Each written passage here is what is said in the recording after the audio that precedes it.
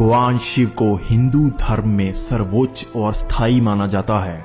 शिवलिंग को भी भगवान शिव का ही प्रतीक माना जाता है, लेकिन हमारे अपने धर्म में ही लोगों को शिवलिंग का असली अर्थ नहीं पता, क्योंकि हमारे धर्म में ही अधिकतम लोगों को धर्म का ज्ञान अपने बुजुर्गों से मिलता है, जिसमें भाषा के बदलाव और समय के अंतराल के कारण कई कमियां आ जाती हैं।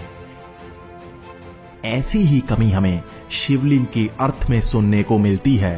तो आज हम आपके लिए लेकर आए हैं शिवलिंग का संपूर्ण अर्थ और वो ज्ञान जो हर एक हिंदू को पता होना जरूरी है।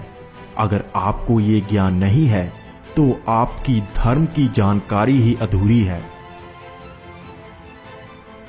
दरअसल आज कई विदेशी और गैर हिंदू शिवलिंग को लिंग ही समझते हैं, जबकि हिंदू धर्म में अज्ञानी भी यही समझते हैं और इसे बढ़ावा देते हैं। असल में अगर हम अपने वेदों का गहन अध्ययन करें तो उसमें शिवलिंग का वर्णन किया गया है। शिव को इस ब्रह्मांड का एकमात्र स्रोत बताया गया है, उन्हें निराकार और स्थायी बताया गया है, लेकिन शिवलिंग को लिंग बताया ही नहीं गया।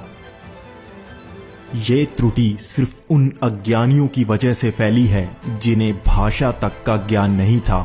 संस्कृत में लिंग का अर्थ होता है प्रतीक, तो शिवलिंग का अर्थ बना शिव का प्रतीक। जिस तरह हम किसी देश के प्रतीक को उस देश का झंडा मानते हैं, वैसे ही भगवान शिव, जिनका कोई आकार ही नहीं है, तो उन्हें भी एक प्रतीक से पूजा जाता है। इसी तरह अगर आप पूरी दुनिया में प्राचीन शिवलिंग को देखेंगे तो आपको पता चलेगा कि हर शिवलिंग का आकार दूसरे से अलग ही होता है। यही है समय के अंतराल के कारण आए शिवलिंग के रूप में बदलाव। शिवलिंग को शिव का प्रतीक मानकर एक आकार बनाया गया जिसमें भगवान शिव की पूजा की गई। उस समय भारतवर्ष में संस्कृत का चलन था, तब लिंग का अर्थ प्रतीक माना जाता था, जैसे स्त्रीलिंग यानी स्त्री का प्रतीक और पुल्लिंग यानी पुरुष का प्रतीक। लेकिन जैसे ही विदेशी आक्रमणकारियों ने भारत पर आक्रमण किया, तब यहाँ पर भाषा में भी त्रुटियां आने लगीं। इसी से अर्थ में भी बदलाव आते चले गए। आज भी अधिकतम हिंदू सिर्फ सुना हुआ ज्ञान ही सच मानते हैं और उनके पास श्रीमद् भगवद गीता या वेदों का लिखित रूप नहीं होता। इस कारण वो इन गलतियों को भी सही मान लेते हैं। अब आपको ये तो पता लग गया कि शिवलिंग का कोई और अर्थ नहीं बल्कि शिव का प्रतीक है। अब मैं आपको बताता हूँ ये शिव का प्रतीक कैसे बना। दरअसल शिवलिंग को अंडाकार रूप में माना जाता है। अगर आप वेदों और शास्त्रों में बताए अनंत के प्रतीक को देखेंगे तो वो भी यही था, यानी कि अंडाकार। प्राचीन समय से ही अनंत का प्रतीक यही रहा, लेकिन पश्चिमी सभ्यता से ही इसे ये आकार कहा जाने लगा जिसे हम आज इन्फिनिट कहते हैं।